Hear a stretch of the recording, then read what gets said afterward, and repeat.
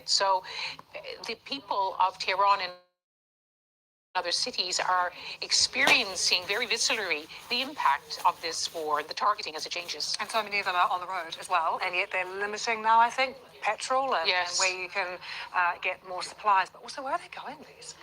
This was commented on early in this conflict. During the 12-day war, Tehran was the principal target, aside from, of course, the nuclear sites when the United States sent in its bombers. So millions left Tehran. We saw people moving towards all of the borders. I saw them myself when we came in.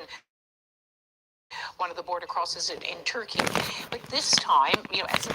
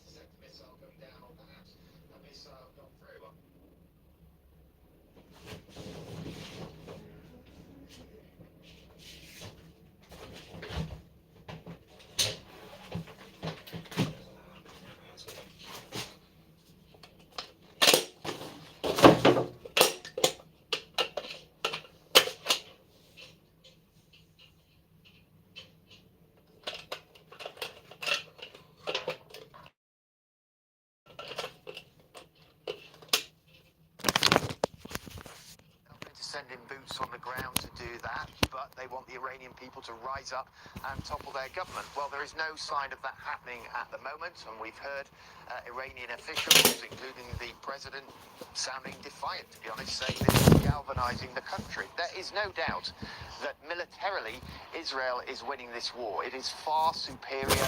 It has been pounding most places in Iran, all over the country, with the assistance of the United States. But the problem is for Israel that the bar for victory for them is much higher than the bar for victory for Iran. For Iran, they can say they've won if they survive, and Israel has got to be kind of clear, I suppose, in its war objectives. And what is the language, what is being said, John, around the new supreme leader in Iran? What's Israel saying about that? Well, they've said whoever's appointed, they're going to kill him. They've said that he will immediately become a target once they know for certain who he is, and he's going to be a marked man. And at the moment, they have such good penetration of the Iranian security establishment. They seem to know where all the top officials are, when they want them, when they can get them. So, you know, it could be that whoever's chosen finds himself a target pretty quickly. And public opinion in Israel at the moment, John, is it still broadly supportive of this action that Israel is taking against Iran and also Lebanon? Yes, I think it is. I think most people agree with their Prime Minister, even though they might disagree with him with lots of other things. They see Iran as an existential threat. And, you know, the reality is that Israel has been able to start this war, which has now engulfed the region. And a lot of people living in Israel, they're not completely immune to it because they have to live with barrages of rockets and sirens going off, etc. But so effective is the Iron Dome missile defense system and their other defensive systems that many Israelis are able to just get by. And we're seeing that today. You know, I was out in the park this weekend, and Israelis were out there with their families enjoying the sunshine. They can continue with life relatively as normal. Now, that may change if it begins to have an impact on the economy here. Sentiment might change if they're not clear what those war goals are. When's it going to finish? But for the moment, I think they are pretty much broadly behind their Prime Minister. Well, Barang Tajdeen is from BBC Persian, and I've been speaking to him about who might be Iran's next successor and how the process works. When the war started, especially after it was announced that the former supreme leader has been killed, there was a lot of jubilation and, you know, hope of a change very soon. But as the war has dragged on, the messages that we are getting from people inside Iran in BBC Persian, when they manage to somehow connect to the outside world, because the internet has been shut down for 9 days, is turning into despair. And over the past 24 hours, many people are saying that the fumes of these huge attacks and, you know, fires in oil storages is filling their homes and filling the city, because Tehran is surrounded by very high mountains, which means that it takes a long time for the pollution to go away. So the life is becoming even more difficult than before, and there are many people who are worried about whether they will have the ability even to feed their families and keep them safe, because many of the targets have been close to residential areas and residential buildings, which makes even sleeping at night very difficult for many people. And I see there are warnings even of toxic rain as a result of all of this too. But with all these people on the road trying to get away, where are they going to?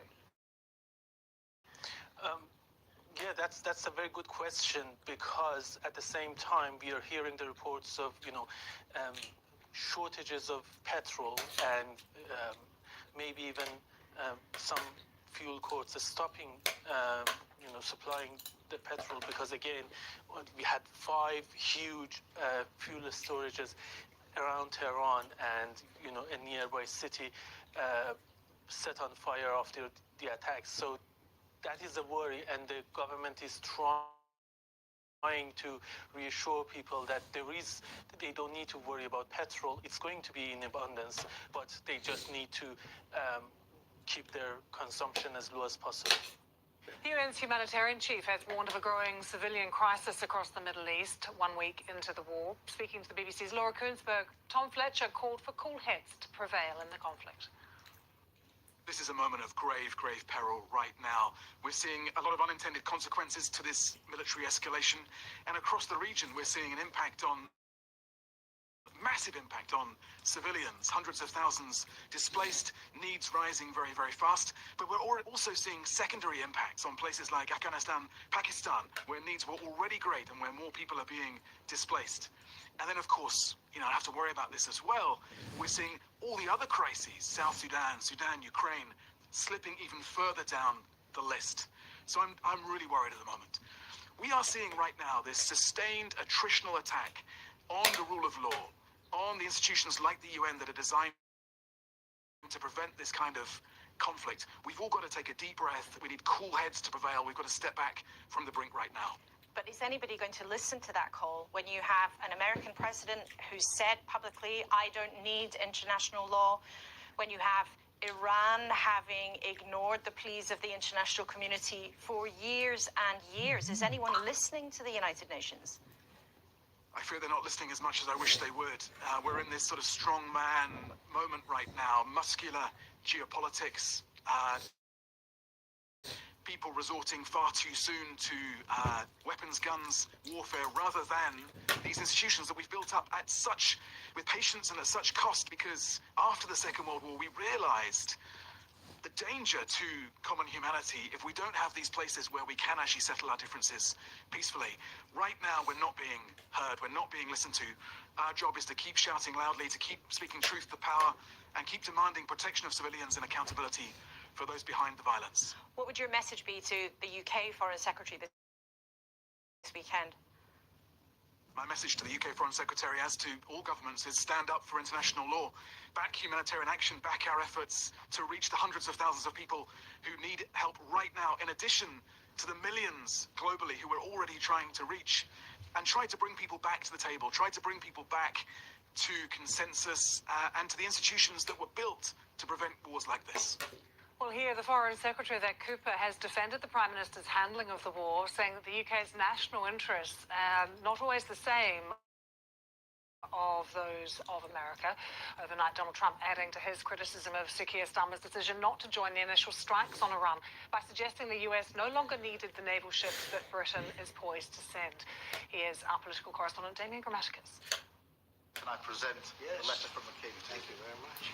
A year ago, an invitation to Buckingham Palace, a charm offensive. Now, there's no charm, instead just a US president who's taken offence at Keir Starmer's decisions over Iran, including news the UK is preparing an aircraft carrier for possible deployment. We don't need them. It's not the right time. It would have been nice to have had him 2 weeks ago. Mr. Trump was also offended that Sir Keir did not agree to let US planes use British bases in the opening salvos of the US war on Iran. The Foreign Secretary was asked about this souring of relations. It's for the US president to decide what he thinks is in the US national interest, and that's for him to do. But it is our job as the UK government to decide what's in the UK national interest. And that doesn't mean simply agreeing with other countries or outsourcing our foreign policy to other countries. We have to be able to take those decisions. A Labour Prime Minister who did go along with a US President, Tony Blair, who joined George Bush's 2003 invasion of Iraq. That was highly controversial. No weapons of mass destruction were found. Years of bloodshed followed. Mr. Blair is now part of Trump's Gaza Board of Peace. At a speech in the US, he said the UK should have backed America from the beginning in this war too. They were asking us to use our bases for refueling. It's not like Vietnam, it's not like as we did in Iraq, sending in thousands of British troops, he said in remarks reported by The Telegraph and The Mail. If they're your ally and they're an indispensable cornerstone of your security, you better show up. Having been a minister in the last Labour government, I also think it is important to learn lessons from what went wrong in Iraq. Those lessons, Keir Starmer says, are to decide whether any action is lawful and part of a properly thought-through plan before the UK joins in. That's what Keir Starmer has been doing. And I think he's right to stand up for Britain and Britain's interests. Meanwhile, the destroyer HMS Dragon, which is being deployed to protect Cyprus and the British base there, may leave in the next couple of days. Final preparations are still being done. That warship that's still parked in Portsmouth cost British taxpayers £1 billion. So she shouldn't say it can't get to sea, it can't get welders and spare parts. They're sat on the equipment programme, and they have been for some time. They have got to start taking it seriously. Keir Starmer has invested much in trying to build a relationship with Donald Trump, but faced with hard decisions just a week into this war, it's already on shaky ground. Dame Grammaticus, BBC News. More than 5,000 people have attended a protest in London calling for an end to the US and Israeli strikes on Iran. Here's Duncan Kennedy. The marchers in London made the American embassy the focal point of their protest. Organised by a coalition of groups including anti-war and pro-Palestinian supporters, they say the American and Israeli attacks on Iran should stop. I think it's appalling that the UK is getting involved in this horrendous war. You know, whatever happening in Iran is completely unjust, yeah, and we had enough of this mad person, Trump, the President of the United States, and we don't want him to do what he's doing now. I just wanted to show empathy with my people that they are suffering in my country, and they really don't have any solution. Nobody really cares about them. One of the organisers said the bombing of Iran was illegal and risks turning the conflict into regional hostilities. The war that Trump and Netanyahu are conducting is causing chaos and carnage in Iran, destabilising the whole of the Middle East, and actually creating a massive level of instability all across the world. There were also protests outside RAF Fairford, the base in Gloucestershire where American bombers have been given permission to operate from by the UK government. From the belly of the beast, In Edinburgh, another demonstration also set out to make the case against war, even if some objected to their presence. regime is terrorist! Iranian regime is terrorist! Hamas is terrorist! Hezbollah is terrorist! These protests were another sign that physical consequences of war in one part of the world can soon have political ones elsewhere. Duncan Kennedy, BBC News. Don't forget you can go to the BBC News website. We have a live page up and running with all the very latest on the war from right across the region. All the angles are covered there by our correspondents and others, including the very latest on what's happening with flights in and out of the Middle East at the moment. Some of those major commercial airlines that operate there very much operating on significantly reduced services. So we've got a little bit about that as well as all the other news from right across the region. So do log on and take a look and stay with us here on BBC News.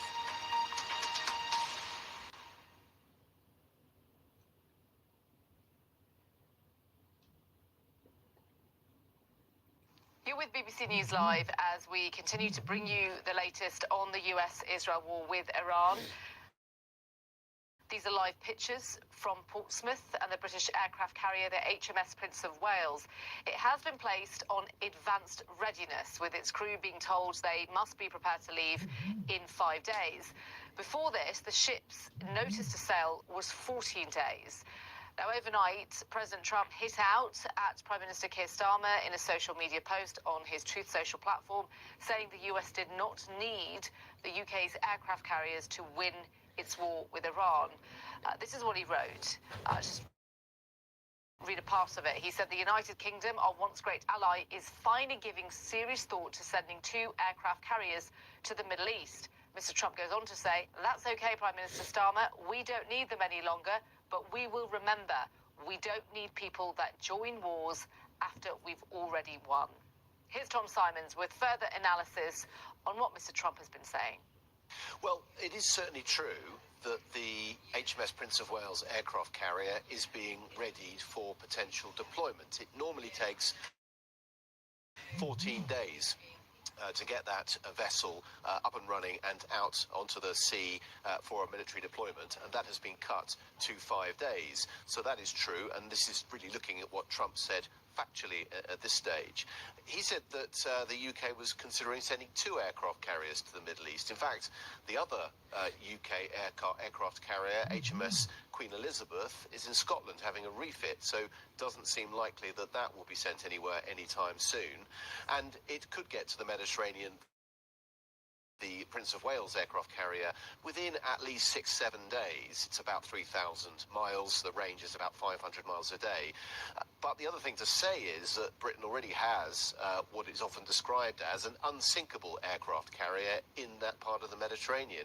RAF Akrotiri, which is the RAF base on Cyprus, is where the UK can launch F-35 Lightning strikes should it need to.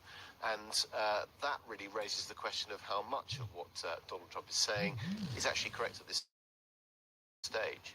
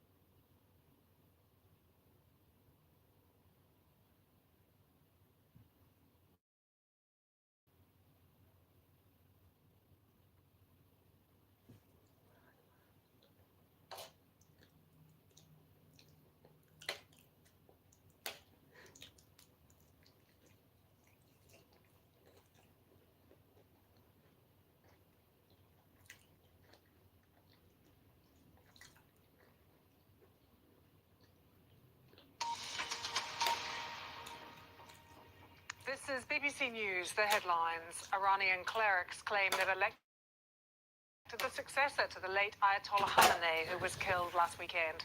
Israel has vowed to kill whoever takes over the leadership. Israeli military says it's carried out a new wave of bombing on the Iranian capital. Fuel distribution has been halted in Tehran after oil depots were hit overnight. Israel says 2 of its soldiers have been killed in combat in southern Lebanon, the first Israeli fatality since fighting with Hezbollah resumed on Monday. There have been further attacks on Beirut. Israel says it's killed members of Iran's Revolutionary Guards Corps in the city. These are live pictures at the moment of the Lebanese capital. And President Trump criticises Sir Keir Starmer once again over his stance on the war with Iran. The UK's Foreign Secretary tells the BBC Britain shouldn't blindly follow Washington. I strongly support the Prime Minister's decisions and the decisions that he has taken and has supported them throughout. That is my strong view. I think he has taken the right decisions in the UK national interest. Good to have you with us on BBC News. I'm Lucy Hawkins. More US bombers have landed in the UK ahead of what the US has described as a surge in strikes on Iran. Let's take you to our correspondent Nick Johnson, who is at RAF Fairford in Gloucestershire for us. Good to see you, Nick, and it's brightening up a bit there. Very foggy earlier in the day, and that sort of seemed to limit what was happening at Fairford. What's happening at the moment? Yeah, a little bit more activity in the last hour or so, Lucy. You're right, the weather here has been shocking today. It's been mainly the thick fog that has affected comings and goings here. We were expecting 3 more of those B-1s. You can see 2 of them there, just to my right. We were expecting 3 more of those today, but because of the bad weather and the thick fog, they had to be diverted to an airbase in Germany. There's a chance that they could still return later today. We have actually seen the arrivals and the departure in the last few minutes as well of some of those military transport aircraft that have arrived here in the past day or so. 2 of those transport aircraft that we saw arrive a little early this afternoon, we think, were from Minot Air Force Base in North Dakota. Now, that's the same Air Force Base that which the B-52 bombers, those huge multi-engine Stratofortress bombers as they're known, that's where they're based, and that really could signal their arrival here, those B-52's arrival at RAF Fairford in the coming days. Those military transport aircrafts carry the munitions and the spare parts needed. They accompany the bombers. But these B-1 bombers here, they are some of the largest, some of the fastest bombers in the world. They've got a huge payload of weapons as well. They carry missiles. They carry bombs. They're very fast. They can fly up to 900 miles an hour, so that's about double the speed of a commercial airliner. So it's a very odd paradox, because you mentioned that agreement that was laid out by the Prime Minister Keir Starmer. He talked of RAF Fairford, which has been a US air base since the 1950s. He said that the US Air Force can use this base as part of its operation in Iran, but for defensive measures only. But it's such a paradox seeing some of these huge bombers come in,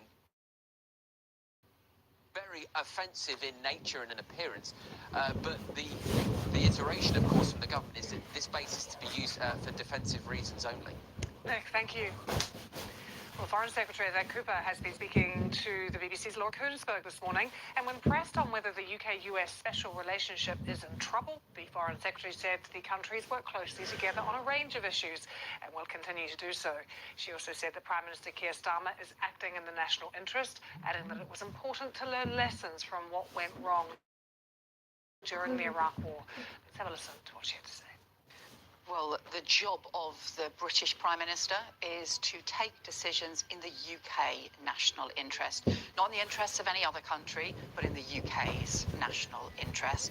That's what Keir Starmer has done every step of the way, both in terms of the initial decision not to be involved in those initial strikes that took place, and also in the decision to provide defensive support when we see Iranian strikes on partner countries where British citizens are residing. Those are decisions in the UK's national interest, and it won't surprise you that obviously we don't agree with President Trump on every issue. But what's your message back to him? I mean, he is publicly, for the whole world to see, telling off the British Prime Minister. This is meant to be our closest ally. What do you say to him?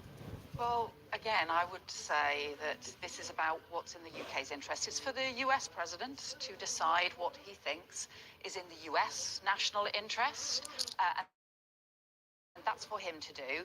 But it is our job as the UK government to decide what's in the UK national interest. And that doesn't mean simply agreeing with other countries or outsourcing our foreign policy to other countries. We have to be able to take those decisions.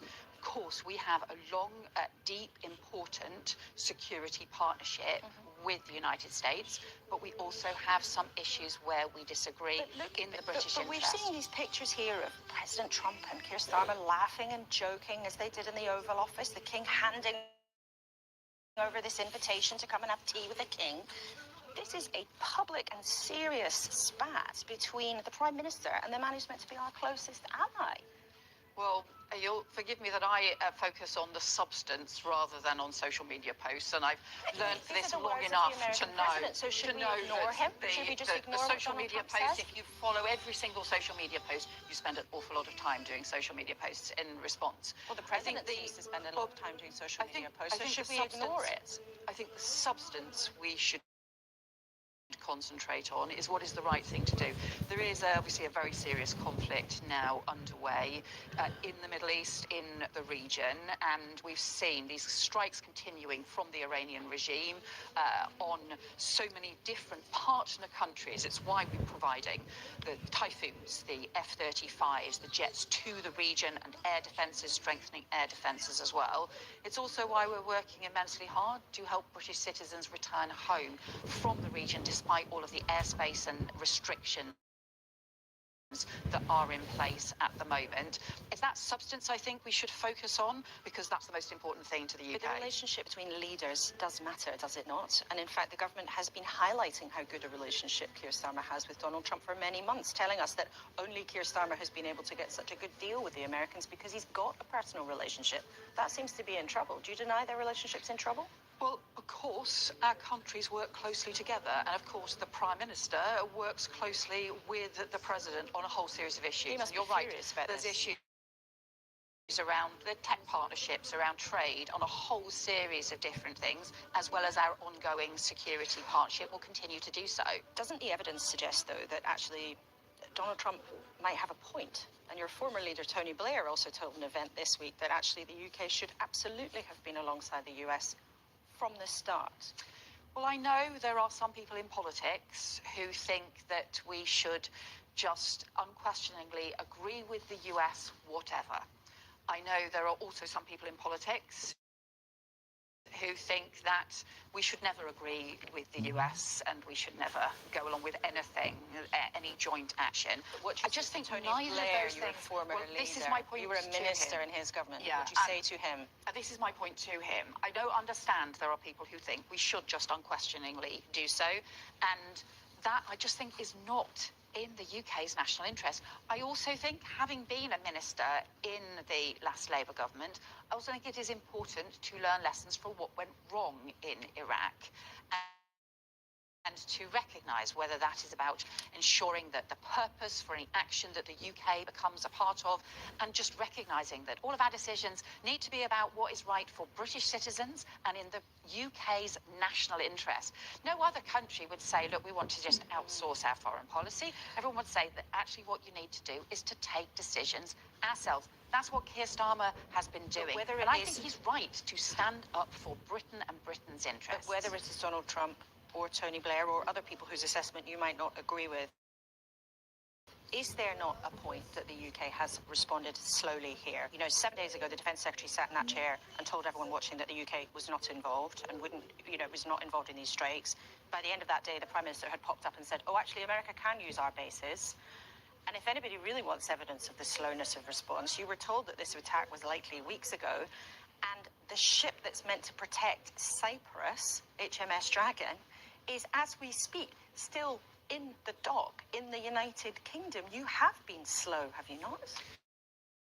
So I think there's two separate issues there. The first of all is that... No, this is the issues about the speed of response. And I want to deal with each of them. So you've got, I think, two issues about the nature of the response. The first thing, I think, is that these were two separate decisions about not providing the support or being involved in the initial strikes that the US and Israel took. And we had also continually argued that we wanted to see the negotiation of the diplomatic processes continue. Those were difficult, and don't get me wrong, those were difficult, but we were pursuing those. So there was a first initial decision.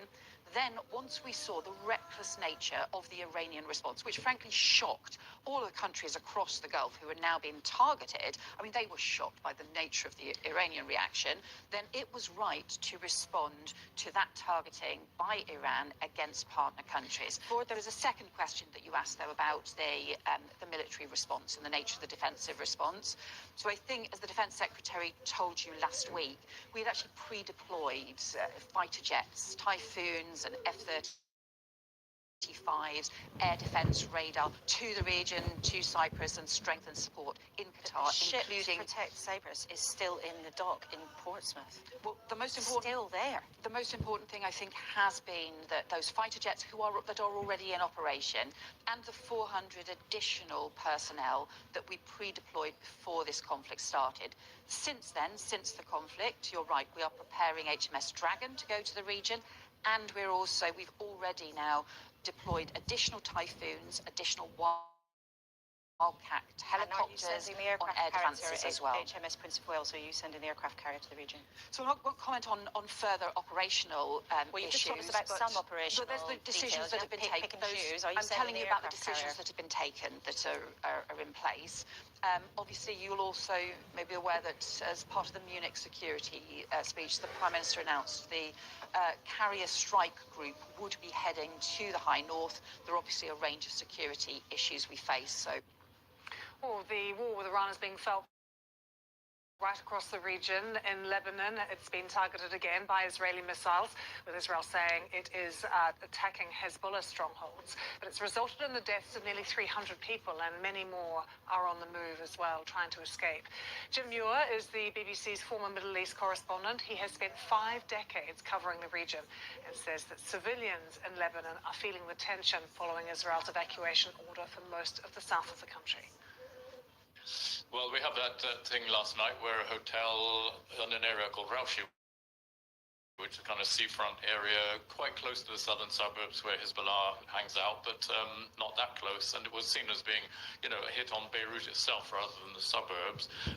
We heard 4 or 5 people killed, apparently, according to Israel, members of the Iranian Revolutionary Guard who were holed up in this hotel. It was a very surgical strike, I have to say. This was, we didn't hear it here. It wasn't a huge demolition job. It was a very neat through the window kind of one window, one flat or one room hit. But of course it's shaken people because it shows, first of all, the Israelis have amazing intelligence, which we know, and they can hit anybody pretty much anywhere. And also that they're not afraid or worried about, you know, the publicity of hitting a kind of non-targeted area. They have, for the example, put a red ring around almost the whole of the southern suburbs. So people there know they're at risk. They've been warned to get out. They've been warned twice, in fact, once on Thursday and once again yesterday to get out completely. And of course, there have been sort of random unadvertised or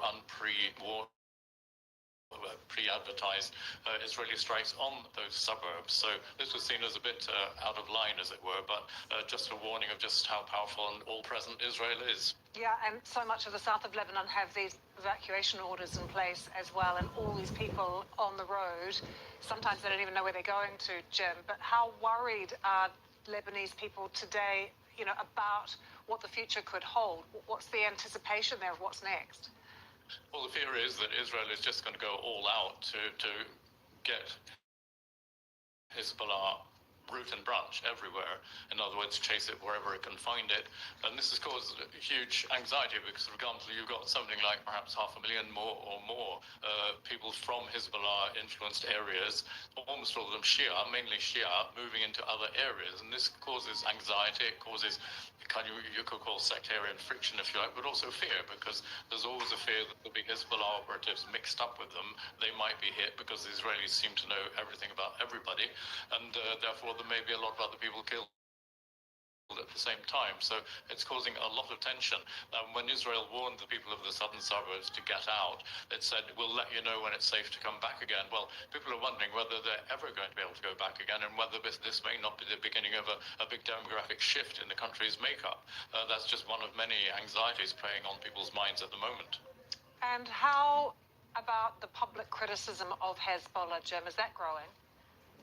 Well, Hezbollah politically now is completely isolated in Lebanon. Even its close ally, the Amal movement, which is another Shia group, the other Shia group really, closely allied to Hezbollah, more or less locked at the hip for some decades, although they have had their differences. Berry has turned against Hezbollah publicly and quite forcefully. So Hezbollah, even in its own Shia constituency, is politically isolated. And as for the other communities, Sunnis, Druze, Christian groups, etc., they're pretty much united in saying Hezbollah should not drag Lebanon into another war, which is precisely what happened just under a week ago, last Sunday night, when it announced it was joining the war after the killing of Ayatollah Khamenei in Tehran, and it fired off some rockets and drones into Israel, and the Israelis responded, as we see now. It's open season on Lebanon. And Jim, the group of people we often don't speak about enough in Lebanon are refugees, of course, Syrian refugees, Palestinian refugees who are stuck in camps there. Are they essentially trapped as well? Pretty much. So some Syrians have gone home since the new regime came in place in Damascus just over a year ago. Some have gone home, quite a lot from areas in the east of the country where they've been more or less camping for the last many years in some cases. But others are just trapped here like everybody else in the Palestinian camps around the southern edge of Beirut, in the south of the country, etc. They're all caught up in this, and there's not a lot they can do about it. Okay, Jim, to Iran now and your take on what is happening. We're waiting to hear, we may not hear, of course, who the new supreme leader is. Apparently one has been chosen. But who right now is calling the shots in Iran? Can you sort of explain the power structures there at the moment? Well, Iran does have an elaborate set of structures and it's got power balances, etc. But I would say at the moment, most of the power is in the hands of the Revolutionary Guards Corps, the IRGC. And this is why there's a lot of speculation that the new leader may be the son of the old leader. In other words, a real continuity passing from father to son, although the Islamic Republic was never designed as a kind of Arab-style family business, as it were. But Mujtaba Khamenei has been the kind of gatekeeper to his father for many years. He shares his hard line on things like relations with America, which qualifies him because they say that Khamenei himself, the late Khamenei, who died just over a week ago, had said that the next leader should be somebody who is hated by the enemy, in other words, the Americans and Israelis. So his son certainly falls into that category. He's very close to the Revolutionary Guards, both the military side and also the economic side, which is very important because the Revolutionary Guards control, I think the figure is something like 60% of the economy, one way or other. They're hugely involved in business in every aspect, and he apparently is across all of that. So he's a very powerful figure already, and if he were to be elected, it would be a real signal of continuity, if you like, and continuity of the hard line. But there are other contenders. The power in this sense is in the hands of one of the many constitutional bodies, the the Assembly of Experts, which is set up precisely for this purpose, to elect a new leader. But there are many other centers of power, council guardians, the guardians of the constitution or the interest of the regime, people who decide if there's, for example, a dispute between the Majlis, the parliament, and the politicians. It would decide what is the interest of the regime. So there are lots of little power centers, but the real power at the moment is in the hands of the Revolutionary Guards. And frankly, I'm not sure it makes that much difference who is elected as the leader, because he will carry out basically what they want. And as the Israelis have said, he will be born politically with a target on his chest and back, because they've said they will assassinate anybody who's elected to that job. If it is Mujtaba Khamenei, as you've mentioned, Jim, and the regime begins to resemble the monarchy that it actually replaced, which was never meant to be the plan, does that sort of take away from his legitimacy internally as well? There's always been criticism of that element, the fact that he was emerging as such a kind of powerful figure, and that this has already caused some criticism.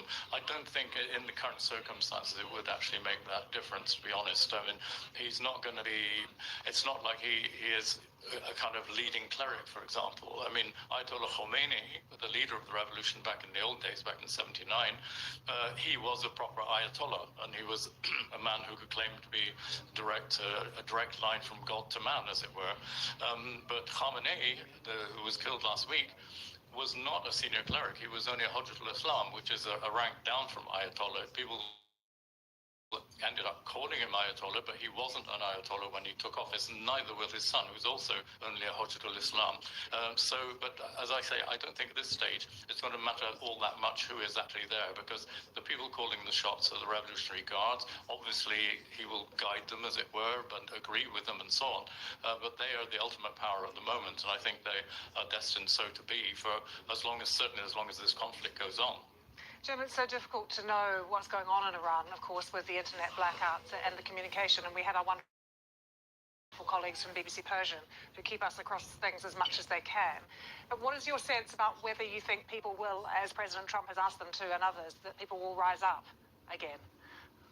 Well, I don't think, he was saying they should keep their heads down until the bombs stop falling, and then they should emerge from the ruins and move into the government, he said, would be theirs for the taking. That was early on in the conflict. I don't sense much appetite at the moment for people coming out in mass demonstrations if they're going to get shot down. It depends entirely on what happens with the regime and its forces. Now, the Israelis in particular seem to be bombing at what I call the level of detail. They're going for things like police stations, and I've even been told that the houses or the homes of left-wing people are being bombed although you're talking about very micro stuff here, because they may end up challenging whoever the Israelis want to put in, and they are very much behind Reza Pahlavi, the son of the ousted Shah, who they have been punting as a successor.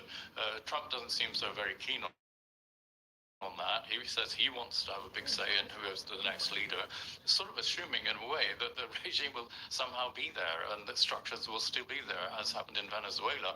I don't think it's going to be like that, because this regime has spent 47 years basically preparing its defenses both internally and externally, and it's not going to give up that easily that somebody else can just nominate a successor, as happened in Venezuela, just let the number two take over and we'll toe your line. That's not going to happen with Iran at all. And what do you think the regime's strategy is going to be going forward? I mean, we've just been speaking to a defense expert who said, we saw a lot of ballistic missiles in the first few days. They've held those back, waiting to see whether they've actually got a stockpile of those that they may use again. Militarily, what do you see happening? And also with the Gulf states, Jeff? Well, I think Iran's trajectory at this moment is basically survival, but they may have some tricks up their sleeves still. They've still got missiles and drones. They've got especially short-range missiles. They've got more of them than the longer-range ones, ballistic ones.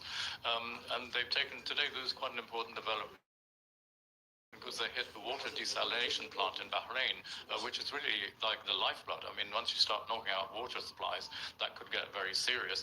So I think they probably, all the signs are they will continue hitting the Arab side of the Gulf in order to enhance the already quite severe disruptions of various markets, oil markets, etc., stock markets around the world, all that kind of thing, to show that this is exacting a price on the whole world system, which is dominated by America. So I think that will be their main thing, and also lobbing when they can ballistic missiles or drones into Israel. And don't forget, we learned that here in Lebanon during the heavy bombardments in the late 80s and so on. It's always the first shell or the lone shell that causes the most casualties. When you've got a barrage going on, the defenses are up and people are on the alert and they're down in their shells and so on. It's the first one or two shells that hit that cause the real damage and casualties. So Iran may not need to do very much, just one or two every now and then, to keep the Israelis in suspense. Some news to bring you from here in London. We've just heard that the British Prime Minister, Sir Keir Starmer, has been speaking with Donald Trump, the US President. And we have been told by Downing Street that the leaders began by discussing the latest situation in the Middle East and the military cooperation between the UK and the US through the use of RAF bases in support of the collective self-defense of partners in the region. We also understand the Prime Minister shared his heartfelt condolences with President Trump and the American people following the deaths of 6 US soldiers. And they look forward to speaking again soon. So that follows this criticism that we've had from Donald Trump, really intensifying his attacks on Keir Starmer over his response to the conflict, to the war. They have now spoken, and they look forward to speaking again soon. But mostly they talked about that use of RAF bases in support of what they call the collective self-defense of partners in the region. One other line to bring you as well from Washington, from President Trump, who has been on Truth Social this morning. He is saying this morning that he thinks that the next leader of Iran won't last long without his approval. So this is backing up comments that he's made before, that he believes the US should have a hand in choosing Iran's leader. We've heard from Iran today that they have decided on who that leader will be. We do not have a name for you, but also we know from Iran's foreign minister, who has been speaking to US media networks, that he said we won't allow anyone to interfere in our domestic affairs. They believe it is up to the Iranian people to elect their new leader, and President Trump, who has said that he should have a role in this, also rejecting who appears to be the front runner as well, Mustafa Khamenei, who would replace his father. Now, we don't know that for sure, but that is the name that people are talking about as being the front runner. President Trump rejecting that as well, and just saying again today that he has said Iran's next leader won't last long without his approval. More on all of these stories coming up here on BBC News. I hope you can stay with us.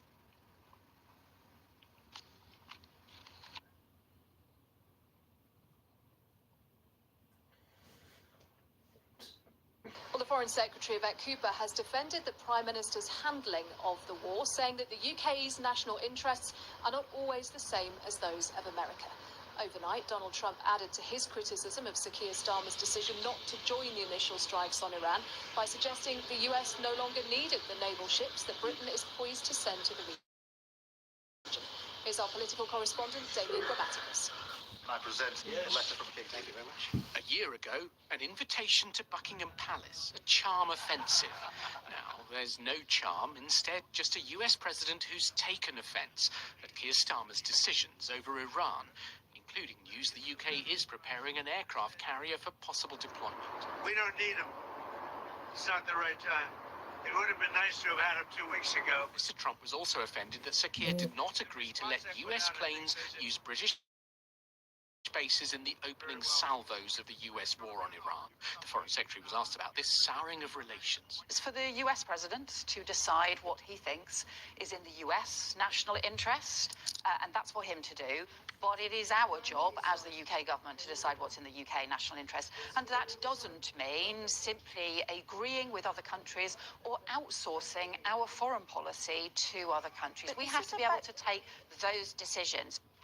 A Labour Prime Minister who did go along with the US President, Tony Blair, who joined George Bush's 2003 invasion of Iraq. That was highly controversial. No weapons of mass destruction were found. Years of bloodshed followed. Mr. Blair is now part of Trump's Gaza Board of Peace. At a speech in the US, he said the UK should have backed America from the beginning in this war too. They were asking us to use our bases for refueling. It's not like Vietnam. It's not like, as we did in Iraq, sending in thousands of British troops, he said in remarks reported by The Telegraph and The Mail. If they're your ally and they're an indispensable cornerstone of your security, you better show up. Having been a minister in the last Labour government, I also think it is important to learn lessons from what went wrong in Iraq. Those lessons, Keir Starmer says, are to decide whether any action is lawful and part of a properly thought-through plan before the UK joins in. That's what Keir Starmer has been doing. And I think he's right to stand up for Britain and Britain's interests. The aircraft carrier HMS Prince of Wales is now on standby to leave in days if ordered to. That warship that's still parked in Portsmouth cost British taxpayers £1 billion. So she shouldn't say it can't get to sea, can't get welders and spare parts. They're sat on the equipment programme, and they have been for some time. They have got to start taking it seriously. Keir Starmer has invested much in trying to build a relationship with Donald Trump, but faced with hard decisions just a week into this war, it's already on shaky ground. Dame Grammaticus, BBC News.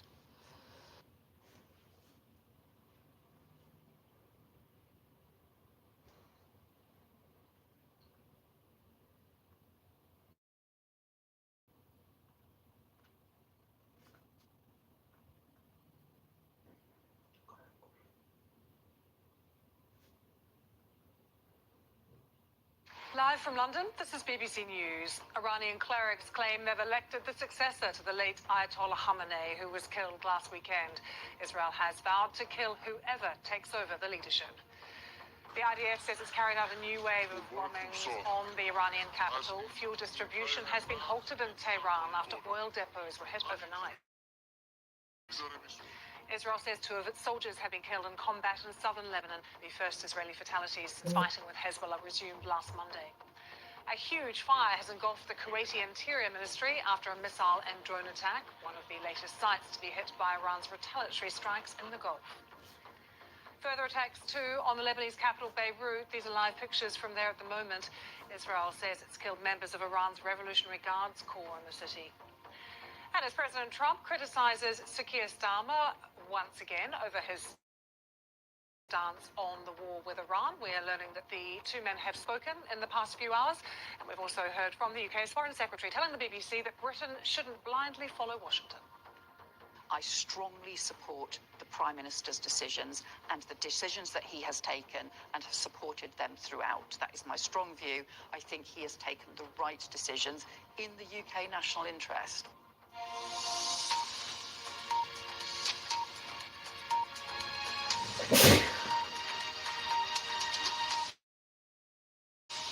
Hello I'm Lucy Hawkins. Iran appears to be getting closer to agreeing a new supreme leader to replace Ayatollah Ali Khamenei, who was killed in the initial attacks by the US and Israel. State media in Iran says the Assembly of Experts has reached a consensus on a successor, but there has been no official announcement. A number of names have been suggested for the succession, and amongst them are Mujtaba Khomeini, son of Ali Khamenei, Alireza Arafi, member of the Interim Leadership Council, Sadiq Larijani, member of the Discernment Council, and Hassan Khomeini, the grandson of Ayatollah Khomeini, and Hassan Rouhani, the former president of Iran. Well, the election of a successor comes as America and Israel hit key economic targets in Tehran overnight, an airport and oil facility in Tehran amongst them. And as the war enters its second week, Israel's president says bombing Iran is being done on behalf of the entire free world. We're going to hear from our correspondents in the region shortly. But first, here's Joe Inwood with more on those strikes on Tehran. They have turned night into day. That was how one Tehran resident described the result of last night's bombing.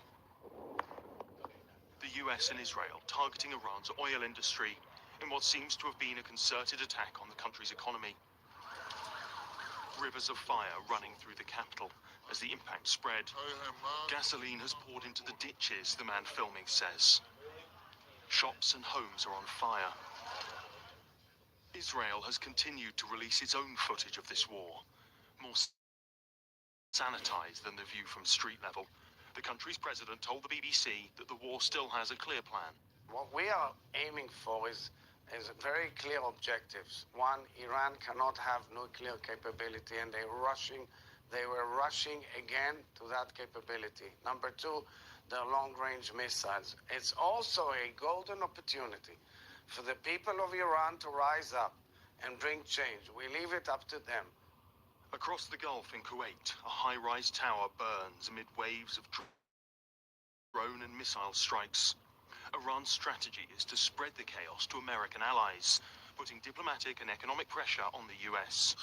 Iran's top security official says his country would finish the war on their terms. The strikes carried out by the Islamic Republic will continue. We will not let them go. They should not think that we will allow the Americans to quickly bring this matter to an end and say, we struck them, now let's wrap it up. Even amidst the bombing, there are reports that a new supreme leader is soon to be announced. President Trump repeated, America should have a say. Does anyone to be involved in the selection of the next leader of Iran? Can you talk to me? Well, because I don't want to just come back every 10 years, and mostly you'll have presidents, that won't do that because they don't get it. But we don't want to come back every 5 years or every 10 years and do this. So we want to pick a president that's not going to be leading their country into a war. In Lebanon, 4 people are thought to have been killed in a strike on an upmarket hotel in the capital, Beirut. Israel seems to be intensifying its attacks on the militant group Hezbollah, but ordinary people are caught in the middle. The Ministry of Health today claimed that more than 80 children had been killed in the strikes. Around 500,000 people have now been told to leave their homes. Back in Tehran, and as night turned to day, the smoke from the oil fires blocked out the sun. This war started while diplomacy was still underway, has upended an already troubled region. The fires it started continue to spread. Joe Inwood, BBC News. And in the last few minutes, we've heard that Prime Minister Keir Starmer and President Trump have spoken this afternoon. The two leaders discussing the situation in the Middle East and military cooperation between the UK and the US through the use of RAF bases. While there is growing talk and speculation about who will replace Ayatollah Ali Khamenei. President Trump says Iran's next leader won't last long without his approval. Our chief international correspondent, Lisa Doucette, has been telling me what she's been hearing from people on the ground in Iran. We're all looking at our phones, our WhatsApp messages, and a friend in Tehran says, I just feel like I've smoked 1,000 cigarettes today, that every time they go out, people are choking. Even some of the guests that we've been interviewing today on air, they've been coughing because there's so much smoke. Some Iranian friends are going out to buy masks. And this is, you can tell, Lucy, the way the war is evolving and the targeting that at the beginning of the war, we had these messages, and the BBC Persian service is receiving many of them with people saying, the windows in my house are shaking. I can hear the booms, they're so deafening. Because a lot of the targets, whether they are police stations or bases of the Basiji, the volunteer militia, government offices, are in residential areas. So they're hitting really close to residential blocks and homes. And as of today, what are we hearing? The smoke is in my house. I can't breathe. The rain has brought chemicals that come with it. So the people of Tehran and other cities are experiencing very viscerally the impact of this war, the targeting as it changes. And so many of them are on the road as well, and yet they're limiting now, I think, petrol and yes, where you can get more supplies. Also, where are they going? And this was commented on early in this conflict. During the 12-day war, Tehran was the principal target, aside from, of course, the nuclear sites when the United States sent in its bombers. So millions left Tehran. We saw people moving towards all of the borders. I saw them myself when we came in one of the border crosses in Turkey. But this time, as of last week, and it keeps multiplying, more than 100,000. And the question is, A, are you able to go? And B, do you have a place to go? And our correspondents, of course, are at some of the border crossings. And it's interesting, we've been hearing that not only are people going out, people are coming in because they want to make sure their families are safe and they can't reach them by telephone, by the internet. So they have to go physically just to make sure that they're still alive and to be close to their loved ones. We've been saying since the beginning it's a churn of emotions for Iranians, and that it's not a black and white situation, that some people support the government, some people don't support the government, some people wanted these strikes, and even those people who were openly supporting a U.S. military intervention are saying, this is not what we want, we didn't think it would be like this, but it's a reminder, and a reminder wasn't needed, that when war is unleashed, war has a might and a mind all of its own, and with those fires burning out of control, that's the signal of war. There's been so much focus on who the new Supreme Leader might be, and we can talk about some of the candidates, but what kind of authority will the Supreme Leader have? What kind of influence they now have on what happens next? Even before this war started, and even before the 12-day war started, there was a view among many observers of Iran that Ayatollah Ali Khamenei, who was only the second supreme leader since the 1979 revolution, would be the last supreme leader, the last with the kind of authority and legitimacy to be the ultimate authority. The view for some time that it is the all-powerful Islamic Revolutionary Guard Corps which is literally going to call the shots. And so there's been a lot of discussion who could possibly replace the Ayatollah who was killed in the first wave of strikes. The front runner in all of the speculation, and it hasn't been confirmed yet, would be that that's his second son, the most prominent, 56-year-old Mujtaba Khamenei, but he has been in his father's shadow, very enigmatic, and he is seen to be very close to the military establishment. But the BBC heard from one of the biographers of the late Ayatollah who said that Mujtaba doesn't have the support of the clerical establishment, doesn't have the authority. So whoever emerges, Iran is already a different place. And what are people going to think of that if it is he emerges as the leader, when it looks like the revolution and the regime almost resemble the monarchy that it replaced? Does that damage his legitimacy as well? Well, that's a very good point, because it was reported reliably that his father had ruled out his son for that very reason, that he didn't want it to be hereditary, and so for a long time they didn't discuss Mujtaba. And in fact, in the run-up to the war, suddenly people noticed that it was Hassan Khomeini, the grandson, one of 15 grandchildren of the first revolutionary leader, who was suddenly appearing at the military ceremony when the Ayatollah wasn't appearing, because he knew he was in the sights of the Israeli and the Americans. We'll just have to wait and see this. Just before we go, what's happening with the Gulf states? I was just speaking to Jim Muir, former colleague of ours a short time ago. He's covered the region for 5 decades now, but he was saying quite significant that in Bahrain, the desalination plant has been hit. He said this really starts to change the dynamic when people can't get access in these countries to fresh water. What's your take on what's happening with the Gulf? I suppose you can say it in one line. From the very beginning, from before the war, Iran warned that it would retaliate in its self-defense, as it says, and what it's trying to do is increase the cost of this war. And this cost is spiraling in ways and at a speed not even the Gulf leaders could have imagined.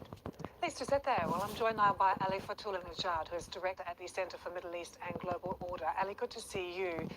All the speculation about who the next supreme leader could be, and I wonder what your thoughts are, given President Trump has just said in the past few minutes on Truth.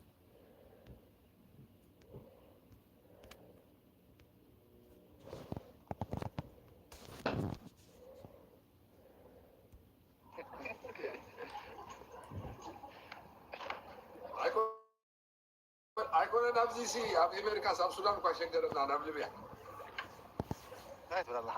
That's it. መልስኻ ረኺብካ ዶ?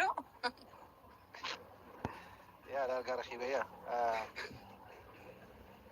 እንታይ ድዩ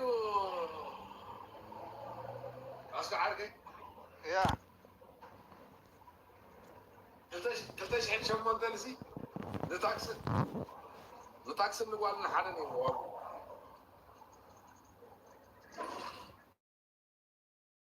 ኣይሰማዕኳን 2008 እንታይ 2008 ሲ ንታክሲ ትኸፍለን ንጓል ትኸፍለን ሓደ ነይሩ ኣብ ሊብያ እዋ ግን ከምኡ እንዲ ሞ ዓዲካ ተምፅኦ ዘይጥዑማታ ፋንዳ የበሎ